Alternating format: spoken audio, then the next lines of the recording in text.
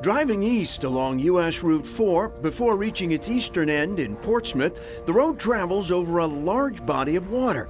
Many drivers may not realize just how large. It's actually known as New Hampshire's hidden coast because it's salt water, but you would never think 16 miles away from Portsmouth you would find salt water. Great Bay is in fact one of the most recessed estuaries on the entire East Coast, almost 20 miles from the seacoast proper in Portsmouth. It has 7 rivers that flow in and meet with the tidal waters, and that creates this incredibly rich environment. So with Corey Riley of New Hampshire's Fish and Game and manager of the Great Bay National Estuarine Research Reserve, we had an opportunity to get out on the water and see for ourselves on a mild and picture-perfect fall day.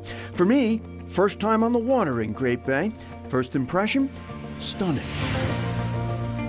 Because it's this hidden jewel, it's not nearly as developed as many other waterways on the eastern seaboard. And that's another thing that makes it really special. Part of that is the result of major preservation efforts over the past 30 years.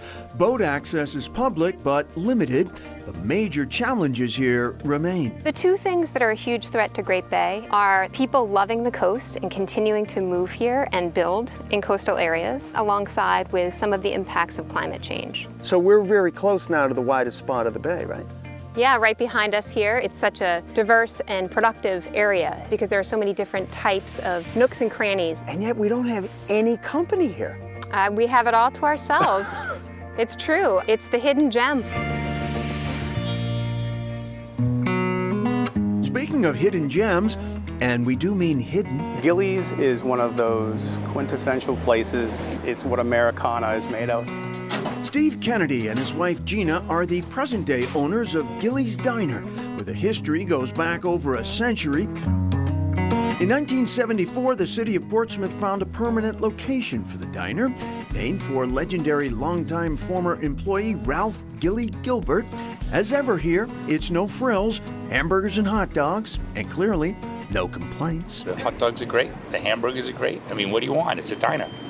I love it. How long have you been coming to Gilley's? Well, since 1971. So that's a long time ago. That's a lot of hot dogs. It's not that nothing has ever changed here. Consider the fry-later. We never had French fries, even though it's a burger joint. People told me that Gilley wouldn't be happy, and I said, look, I have to do what's going to keep us in business for another 80 years. And who wouldn't raise another dog to that? There's your dog. Only perfect. In the fall of 2020 in Milford, New Hampshire, Jerry Ann Boggess shared with us the Black Heritage Site honoring African-American novelist Harriet E. Wilson. More recently, in Portsmouth, Boggess, executive director of the Black Heritage Trail of New Hampshire, led us to some of the most significant sites along the city's own Black Heritage Trail, starting with a site only discovered by accident in 2003 when a backhoe struck an old coffin. For the first time, we had the physical evidence of enslaved people being here in Portsmouth and in New Hampshire. Segregated in death, as in life, the area had been set aside centuries ago as the, quote, Negro burying ground. In 2015, the remains of those discovered were reburied. The entire block is now a memorial. At the historic William Pitt Tavern, an even grimmer legacy, slave auctions. People are always shocked to find out that we had enslavement, and more shocked that we actually had auctions, just like in the South.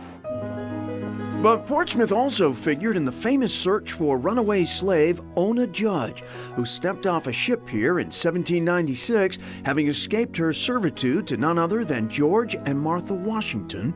Boggess led us to the home of former New Hampshire Governor John Langdon. Washington is trying to find his escaped slave. She wasn't here, but she was in Portsmouth.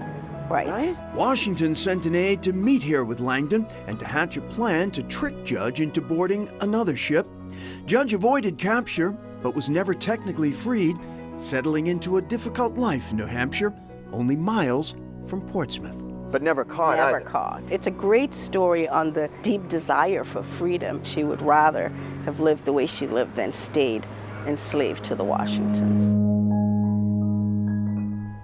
Ona Judge lived out her life in New Hampshire, always near Portsmouth. She married, she had 3 children. She died at the age of 75 in 1848. And the Black Heritage Trail of New Hampshire also includes sites as the Langdon House, where Washington's secretary stayed while she was in Portsmouth, while she was trying to recapture Judge. She was never caught. So much history there.